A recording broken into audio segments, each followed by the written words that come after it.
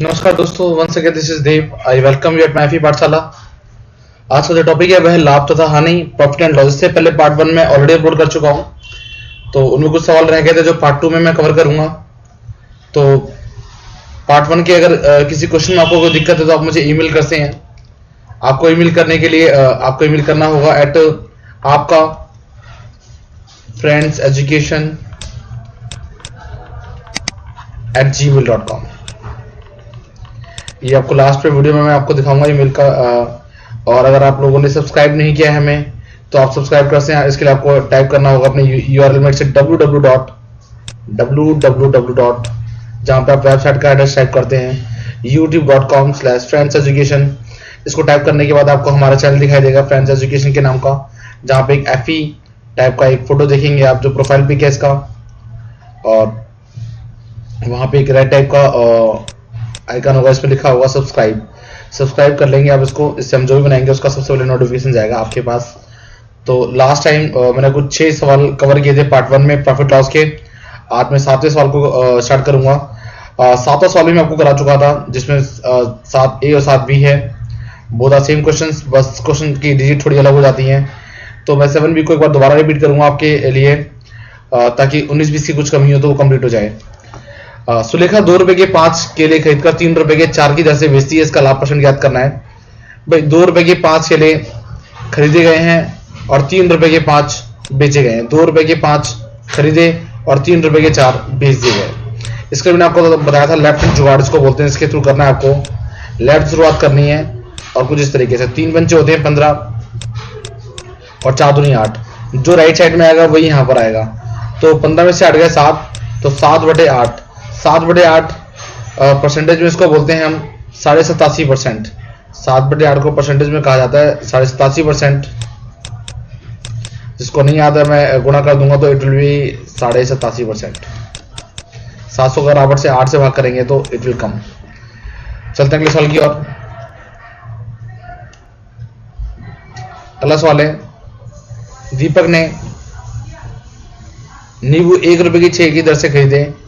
इन पर 20% लाभ कमाने के लिए उसे 1 रुपए के कितने नींबू की दर से बेचना होगा। भाई 1 रुपए के 6 की दर से इसने खरीद लिया है, ये बात तो पक्का हो गई है। 1 रुपए के 6 वो लेता है और इन पर 20% लाभ कमा रहा है, तो 1 रुपए के कितने नींबू उसे बेचने होंगे।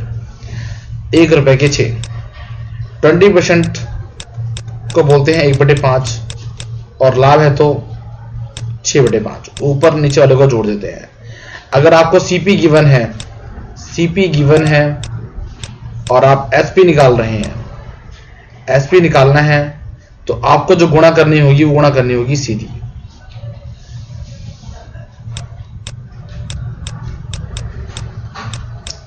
तो गुणा आपको करनी होगी सीधी, यानी कि मैं गुणा कर दूंगा 6/5 डायरेक्ट। 6 से 6 कट गया, नाउ इट इज 1/5। 1/5 का अर्थ ऊपर है रुपए, नीचे क्वांटिटी, यानी 1 रुपए के 5 बेचने होंगे उसे। अब इसी सवाल को मैं आपको रिवर्स करके कराता हूं। मान लीजिएगा सेम वही सवाल है, 1 रुपए के 5 सेल किए गए और 20% प्रॉफिट कमाया गया है। तो बताओ कितने के खरीदे गए हैं। सेम वही, सबसे पहले आपको लिखना होगा 1 के 5 बेचे गए हैं। 20% को बोलते हैं 1/5 और लाभ है तो 20% को बोलते हैं 1/5 और लाभ है तो आपका 6/5। अब आपको गुणा करनी होगी उल्टी। क्यों गुणा करनी होगी उल्टी? वहां पे गुणा की थी आपने सीधी, यहां गुणा करनी उल्टी। क्यों? क्योंकि वहां पे CP गिवन था। जब CP गिवन था, SP निकाल रहे थे तो गुणा करनी सीधी। और जब आपका SP गिवन है और CP निकालना है तो गुणा होगी उल्टी। या आप रट्टा मार लीजिए या फिर कॉन्सेप्ट में समझ लीजिए और प्रैक्टिस कर लीजिए। सेम वही आएगा। 1 रुपए की ली गई थी कितनी? 6। चलते हैं अगले सवाल की ओर।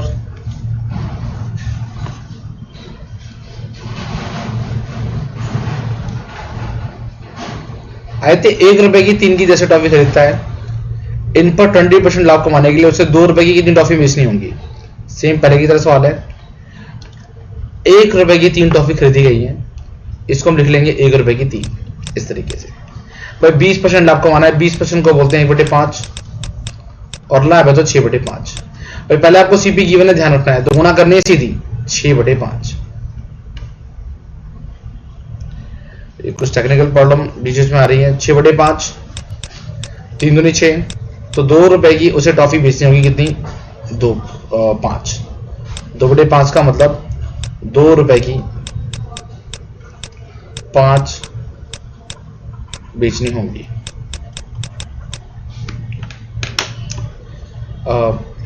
चलते हैं अगले सवाल की ओर।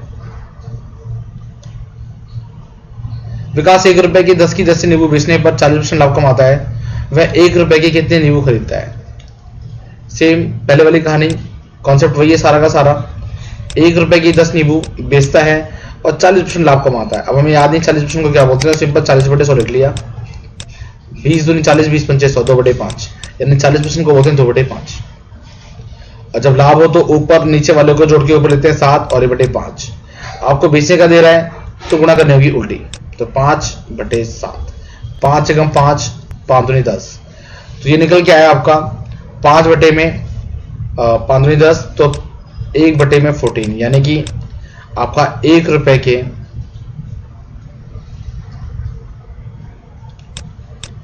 के 14 खरीदता है। This is the answer.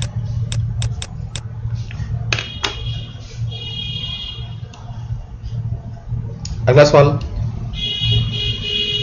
यदि 1 रुपए की 10 की 10 टॉफी बेचने पर ज्योति को 20% लाभ हो तो 1 रुपए की कितनी टॉफी खरीदी गई थी? पहले वाले सवाल की तरह ही है भाई। 1 रुपए की 10 टॉफी बेचने पर 1 रुपए की 10 टॉफी बेची गई है, 20% का लाभ हो रहा है। 20% को बोलते हैं 1/5 और लाभ है तो 6/5। अब ध्यान रखना है बेचने पर बेचा जा रहा है तो गुणा, अब निकालना क्या, कॉस्ट प्राइस निकालना, तो गुणा करनी होगी उल्टी, तो 5 पहुंच गया ऊपर और 6 पहुंच गया नीचे, तो 5 से कम 5, 5 दूनी 10, तो 1/12। 1/12 का मतलब है 1 रुपए की 12 खरीदी गई होंगी।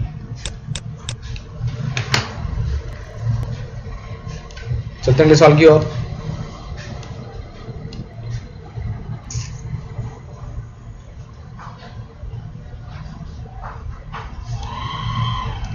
एक मिठाई विक्रेता अपने सामान को कॉस्ट प्राइस पर ही बेचता है, क्रय मूल्य पर ही बेचता है, परंतु 1 किलोग्राम के स्थान पर 900 ग्राम तौलता है। उसका लाभ प्रतिशत ज्ञात करो। ये पेपर में कई बार आता है सवाल ये, और बेहतरीन सवालों में गिनती होती है इसकी। भाई सबसे पहली बात तो ये है कि अब आपको ये सोचना है, अगर 1 ग्राम 1 रुपए का है, आप ये सोच के चलिए, थोड़ा सा इजी हो जाएगा। तो 1 ग्राम है 1 रुपए का, और वो करता क्या है, कॉस्ट प्राइस पे बेचता है। पब्लिक को कहता है कि मैं कॉस्ट टू कॉस्ट बेचता हूं, यानी कि जिस पे लेके आता हूं उसी पे बेचता हूं मैं। तो प्रॉफिट कहां से कमा रहा है वो अंदर ही अंदर 100 ग्राम को कम तोलता है, यानी कि 900 ग्राम पब्लिक को तोल के दे रहा है। अब 900 ग्राम अगर पब्लिक को तोल के दे रहा है तो कमा कितना रहा है, ये बताना है हमें। तो भाई सिंपल सी बात है, अगर वो 1 ग्राम 1 रुपए का है, उसने 100 ग्राम कम दिए, तो 100 रुपए तो उसका प्रॉफिट साफ दिख गया।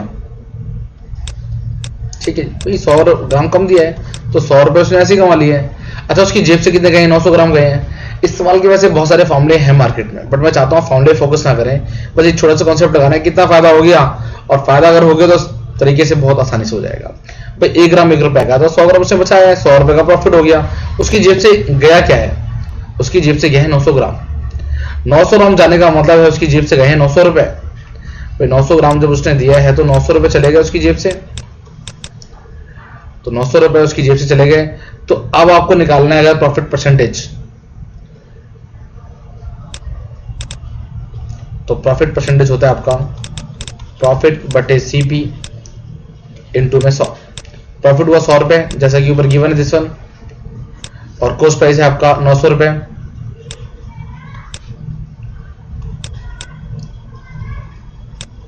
इंटू में 100। भाई 2 जीरो से 2 जीरो कट गई, और वैसे भी अगर इस फॉर्मूले को आप याद भी रहते 1/9 में याद होगा, 11 सही 1/9 बोलते हैं, वरना भाग करके भी आपका आ जाएगा 11 सही 1/9 is the answer of this question. 11 सही 1/9% का प्रॉफिट हो रहा है उसको, अगर वो कोस्ट टू कोस्ट बेचता है लेकिन तोलने में 100 ग्राम की कमी करता है तो। चलते हैं अगले सवाल की ओर। अगला सवाल जिसके लिए पहला सवाल आपका बेस था, जिसमें वो चोरी करता था 100 ग्राम की। अब चलते हैं सवाल की ओर। उससे थोड़ा सा कॉम्प्लिकेटेड लेकिन है आसान सवाल। मतलब उससे ज़्यादा अगर वेटेज देनी हो क्वेश्चन में तो आई थिंक एग्जामिनर ये वाला क्वेश्चन डालना प्रेफर करेगा। एक व्यापारी चाय पर 4% हानि का दावा करता है, और कई बार मैंने ये भी देखा है कि जो पहले वाला सवाल मैंने आपको कराया उस सवाल पेपर में बच्चे वो सवाल तो कर लेते हैं, ये सवाल नहीं करते हैं, तो इसको भी वो उस सवाल के तरीके से करते हैं तो उत्तर गलत आता है, और ऑप्शन में भी आंसर होता है, तो लोग कॉन्फिडेंस से गलत कर देते हैं। तो ये गलती आपको नहीं करनी है, समझ रहे हैं सवाल को। एक व्यापारी 4% हानि का दावा करता है, पहले बोल रहा है 4% हानि पे बेच रहा हूँ सामान को। पहले वाले सवाल में क्या था, कोस्ट टू कोस्ट बेच रहा था वो, लेकिन अब वो पहले कह रहा है भैया मैं 4% हानि पर बेच रहा हूँ सामान को, ताकि लोग ज्यादा लेने के लिए आए। परंतु वे तोलने पर 1 किलोग्राम के स्थान पर 840 ग्राम तोलता है। 840 ग्राम तोल रहा है और यहीं पर उसकी कमाई है जो भी है। 840 ग्राम वाट का प्रयोग करता है, उसका लाभ अथवा हानि प्रतिशत ज्ञात करो। भैया 4% हानि का दावा कर रहा है, इतनी बात तो आपको पहले की तरीके से ध्यान रखनी है ताकि सवाल थोड़ा सा आसान लगे। 1 ग्राम अगर मान लेते हैं हम 1 रुपए का, तो अगर 1 ग्राम है 1 रुपए का तो सवाल थोड़ा सा इजी हो जाएगा करने के लिए। अच्छा, 4% हानि का दावा कर रहा है, 1 किलोग्राम में 1000 ग्राम होते हैं, 4% हानि का दावा कर रहा है वो। अगर 1 ग्राम 1 रुपए का है तो 1000 ग्राम कितने का होगा, 1000 रुपए का होगा। लेकिन वो 4% हानि का दावा कर रहा है, वो कहता है कि मैं पब्लिक से 4% हानि, यानी कि 4% कम में बेचूंगा मैं। इसका मतलब वो बेचता है कितना, 40 रुपए कम में बेचता है। 40 रुपए कम में बेचने का मतलब वो बेचता है 960 रुपए में। भाई 960 रुपए में चीज कितनी दे रहा है, वो 1000 ग्राम दे रहा है। वो पहले से ही बोल रहा है 4% में कम पे दूंगा, यानी कि 1000 रुपए का सामान वो दे कितने में रहा है, 960 रुपए में। ये बात समझ में आती है।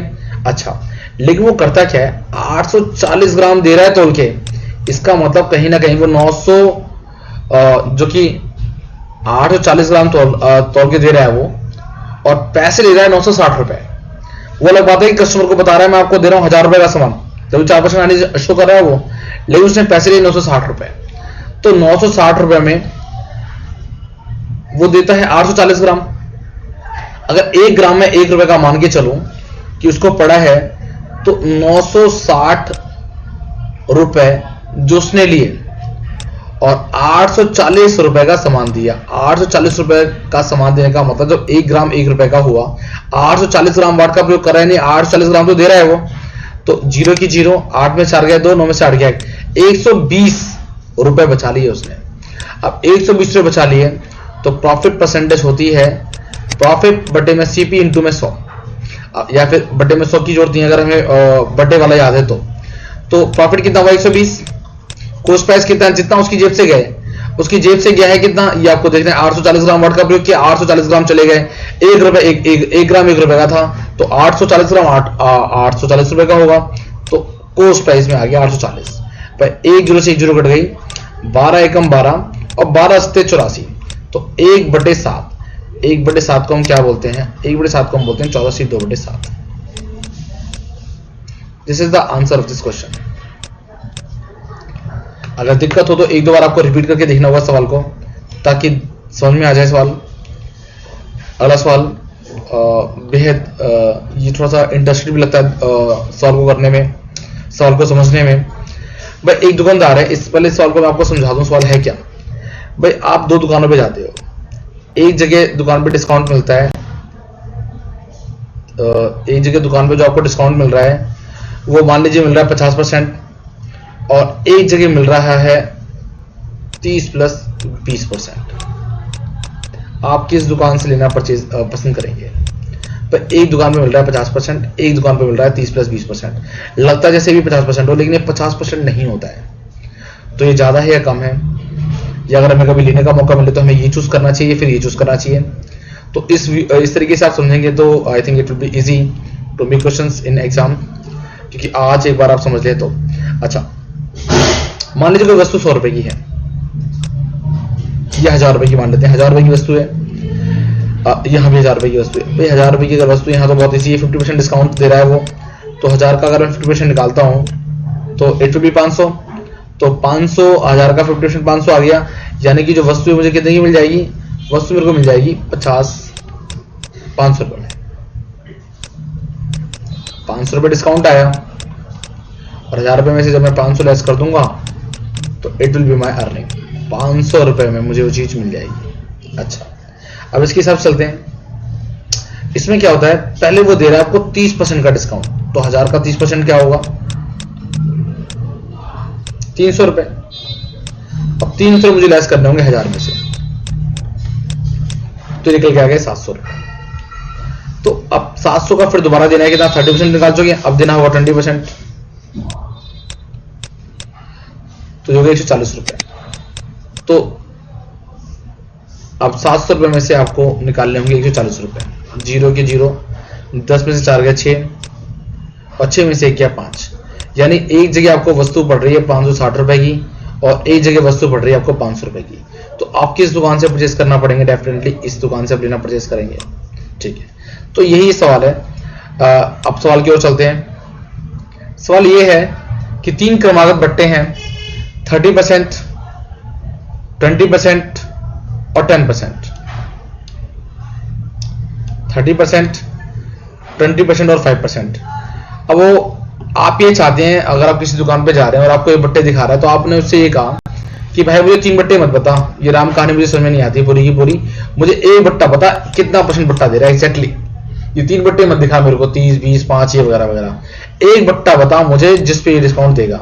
तो समतुल्य बट्टा कहा जाए, या फिर कई बार पेपर में आ जाता है समतुल्य बट्टे की जगह एकल बट्टा लिखा हुआ। तो आप ये कहना चाहते हैं कि इन 3 एग्जामिनर ये चाहता है कि इन 3 बट्टों की जगह सिर्फ अगर एक बट्टा बनाया जाए तो बट्टा क्या होगा। ठीक है, ये ध्यान रखना है आपको, दिस वन एकल बट्टा। तो अब वो बताऊंगा मैं आपको कैसे निकालना है इन तीनों की जगह अगर एक बट्टा निकालना हो। तो सबसे पहले 100 में से 30 को लेस किया, दैट विल बिकम 70 इनटू, ये 70 कहां से आया, ये 70 आया क्योंकि पहला बट्टा है 30 को मैंने 100 में से लेस कर दिया, 70 आ गया। अगला बट्टा है 20, 100 में से 20 को उठाया 80 आ जाएंगे। और अगला बट्टा है 5, 100 में से 5 को मैं घटाऊंगा तो 85 आ जाएंगे। तो यहाँ पे आ गया 80 और यहाँ पे आ गया 95, तो 100 में से 5 गया 95। अच्छा, बट्टे में जितने डिस्काउंट है उतनी बार आपको 100 लिखने होंगे, 100 इंटू में 100, 2 जीरो से 2 जीरो कट गई, 8 से 56 की गुणा करनी है आपको 95 में, और बट्टे में 100 है अभी, तो 95 की गुणा में कर देता हूं यहाँ पर 56 में। तो 6 पंजे 30 के 0 से लगे 3, 6 9 54, 54 3 57, 5 बच्चे 25, 25 के 5 से लगे 2, 5 45 और 2 47, 0 7 और 12 के 2, 7 और 12 13 के 3, यहाँ से लगे 1,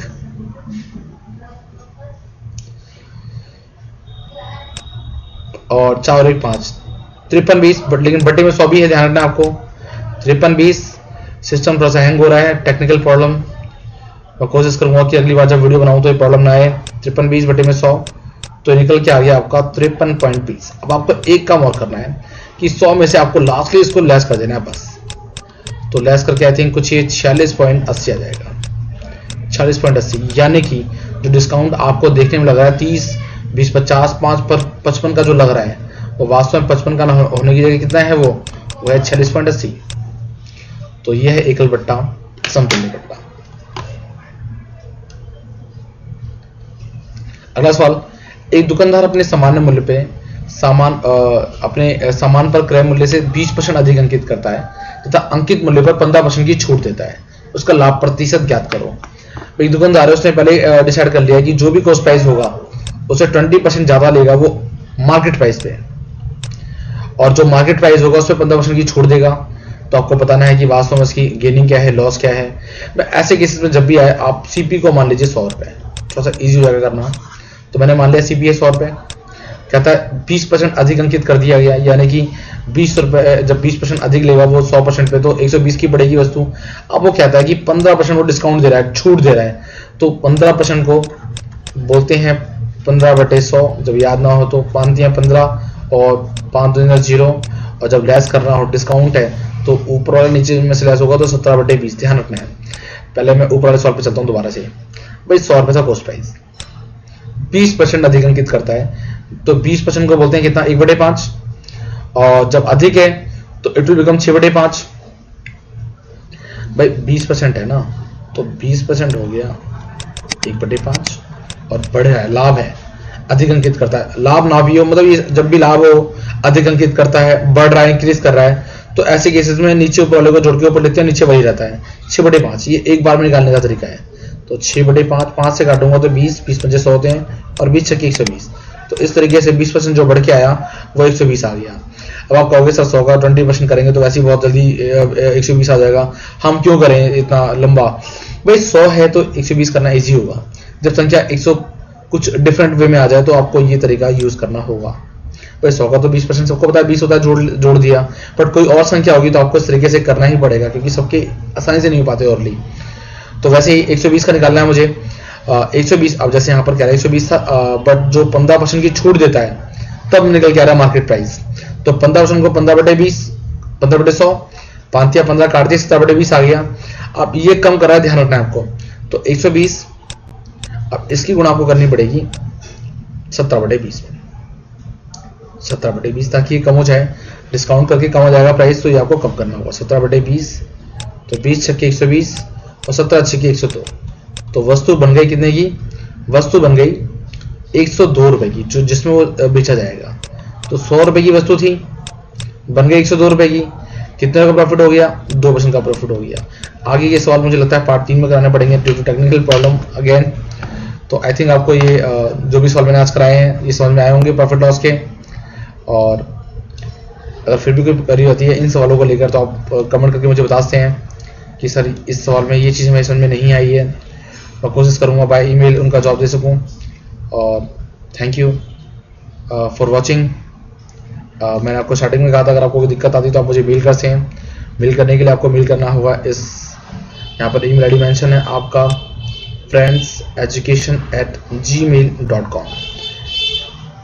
और कई बार दिक्कत होती है थोड़ी सी कि फ्रेंड्स में लोग एस लगाना भूल जाते हैं, तो नहीं मेल में एरर आ जाएगा, तो कई बार मुझे फिर उन्हें दोबारा बताना पड़ता है। तो फ्रेंड्स में ऐसे ध्यान रखना है आपको। और अगर आप लोगों ने हमें सब्सक्राइब नहीं किया है तो आप सब्सक्राइब कर लीजिए, ताकि हम जो भी बनाए उसका ईमेल आपके पास जाए एज ए नोटिफिकेशन और आप देख पाएँ कि what we have uploaded as a new. Thank you so much for watching us. आपसे मिलते हैं हम अगली वीडियो में।